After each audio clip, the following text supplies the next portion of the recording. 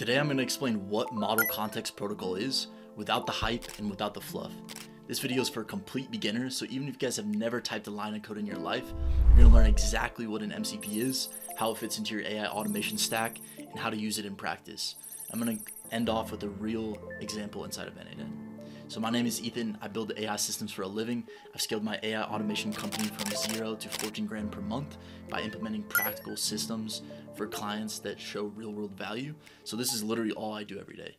So now before we dive into MCP, let me be straight with you guys. The AI space is full of people hyping up every new technology that comes along. They take something relatively simple and make it sound like it's going to change the universe overnight. It happens with every new framework, every new protocol, every new tool. But here's the thing. MCP isn't some magical new technology that's going to solve all your problems. It's just a protocol. It's just a standardized way of doing something, and it's been around for months. The value comes from the standardization that it brings. And so in this video, I just want to break it down as simply and practically for you as I can to help you understand how it might fit into your business. So let's dive right into it. So when I started my agency, I was doing everything the hard way, manually connecting tools, custom integrations, mapping between systems. And it's kind of a nightmare. So MCP is helping solve this very problem. What it's designed to do is to help you connect to more different APIs faster. So let's take a look here of exactly how it works. So you can see here inside of Figma, this is traditionally how MCP or how AI agents or AI systems work. You have one AI agent and you have to connect every single API. So whether it's the Slack API, ClickUp API, any tool that you want to connect with, you have to get your API key, you have to connect the API, you have to set up all the endpoints that you want to connect to. And what MCP does is it basically adds a layer of abstraction here, which is basically what all no-code tools do. Whereas before you'd have to connect APIs inside of code, now you can do it in a no-code platform.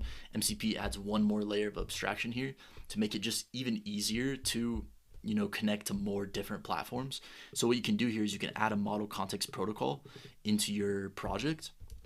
And then what happens here is that you basically connect to this one model context protocol, and then it connects to all the APIs for you. And so as of right now, you're connecting still to the individual platforms, but let's say I connect to the Slack API. Rather than saying I want to do a get request, a create channel request, a create message request, a get message request, there's probably 20-30 different endpoints that I could connect to in this API.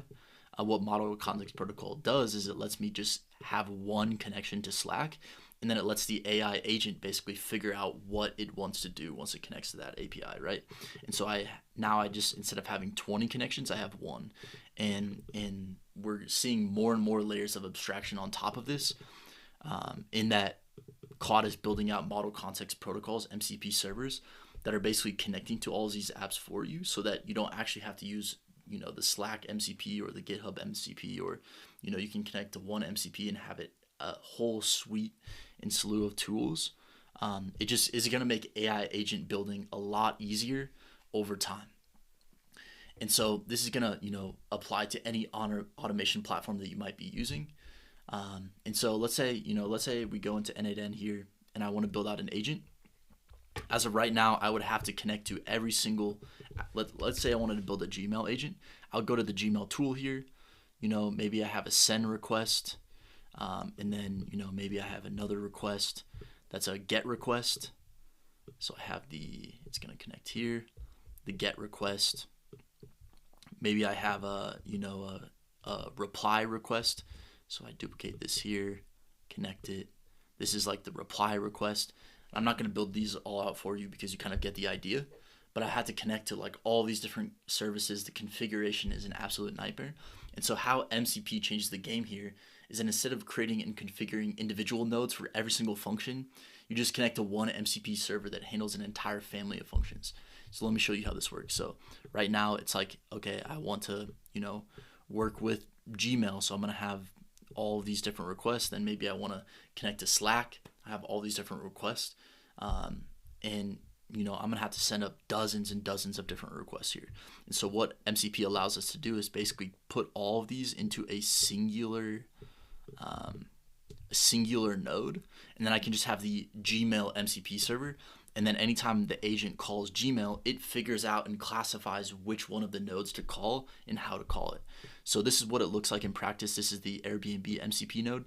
And so basically what this looks like is I'm connecting to the Airbnb MCP node, and it's going to list all the different functions that it can have, and then it's going to connect to all of those. And so you can see this. You can figure out which nodes to connect to inside of GitHub.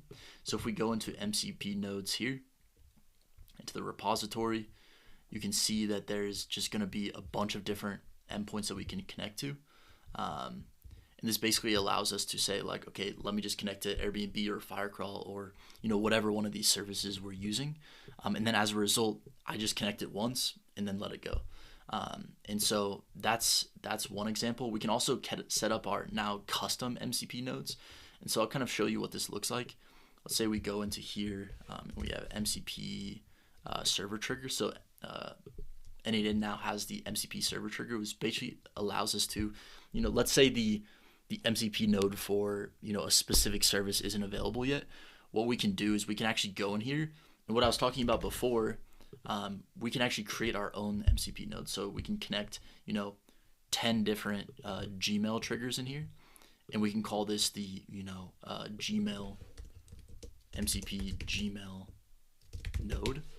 And basically what that would allow us to do is then whenever we're using this MCP node in any of our workflows, we just copy this URL, and then we go over here into our, agent. I'm gonna save. We go into our agent, and then we create a new MCP node, client tool. We connect it, and then we add in the server side event, and then boom, and that will allow us to connect it there. And we can connect into any of these MCP client nodes, right? And so to really understand MCP, you really need to understand three components. There's the client node. This sits with your AI agent and acts as the middleman. When you ask your agent to do something, it passes your request to the client first, and then the MCP server figures it out. And so the second thing is the MCP server. This contains all the functions for a specific service. It knows how to talk to that service's API. And then the third is the external service, and this is the actual thing you're trying to use: Google Calendar, a database, Slack, whatever it is. And when your system is set up properly, the MCP server sends a complete list of all the available functions to the MCP client. And this client then injects the information into your AI agent instructions. So when you ask your agent to create a meeting with Sarah at Thursday at 2 p.m., it already knows exactly which function to call and which parameters to use. And so it completely changes the setup of these AI agents, such that instead of mapping out every possible action that you want to take in advance, you just connect with the right MCP server and let the AI figure out the best way to accomplish each task. And so, as you can imagine, this is making client work a lot easier. If you're building agents for clients, maybe you're like trying to work with sales lead. Before, you might have to check if the lead was in our CRM, scrape the company website, enrich the lead with data from LinkedIn, create a task for the right sales rep to do something, send a notification to Slack. Each one of these required multiple separate nodes with all of their manual API configuration. And it's kind of a nightmare to build, and it's just a lot of manual work. But with MCP, you just connect a lead processing MCP server, and the whole thing happens automatically. The client literally types process this lead from XYZ company, and the AI handles everything else. It knows which databases to check, which websites to scrape, and how to create the right task. And this is why clients are willing to pay, $2 to $5 grand per month for these systems, because they're not just buying the automation, they're actually buying the ability to interact with their business system in plain English. And I think we're going to see more and more enterprise level or large scale AI agents built out with these MCP servers. But, with that being said, we're still in the early days of MCP servers. And so, they're still new, there's still errors. They're not perfect. But right now you can connect to them in 3 different ways. You can connect with the Claude desktop app. Since Anthropic created like the standard implementation, it's probably going to be like the smallest, least level of errors. The second is you can connect it into something like Cursor if you're doing vibe coding. And then you can also build your own implementation, but definitely would not recommend this because, these tools are just going to get better and better over time. And so I would just figure out which MCP server that you want to connect with, set it up inside of N8N. In the next video, we'll actually go through step by step how to set these up. but I just wanted to give you a broad overview of what MCP servers are, and kind of give you just a really simple explanation of like this abstracts our connection to different apps and services and APIs even more, such that it's easier to connect to these tools. The AI agent is more reliable. And so my recommendation to you is just go open up N8N, and, just start connecting these things. Figure out how to connect them. If you go to Claude,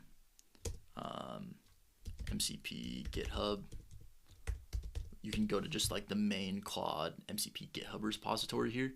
And then you can see all the list of different repositories, right? We have, Brave, Fetch, Git, GitHub. And so like for the Airbnb one, for example, we're going to go in here. You'll see, the proper configuration in here. It tells you what it can do, and then you set this up. And we'll just set this up right now.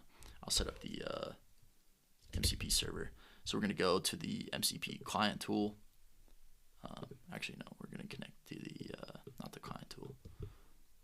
We're connecting to the community node. So if I connect to the, boom, we're going to create a credential here. We're going to go into the command line. We're going to type in npx here. The argument is -y. And then add open Airbnb, space that, and space this. And then that's how we connect to this, Airbnb node. And then boom, created successfully. And now we have a connection to, the MCP server for Airbnb. Super simple setup. And now you can start calling these nodes within your applications and have it working in minutes. And so I hope this was helpful for you, in terms of how to set up MCP nodes, what they are for complete beginners. We'll have more videos. We'll dive deeper into actually how to build these out.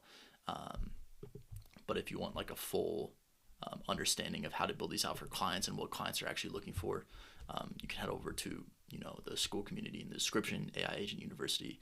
Within here, we're having discussions about the prompt engineering, AI agents in a weekend, AI agent templates, all the different things that you need to know about AI agents to stay up to date, to be able to provide value in the marketplace and to interface with real clients.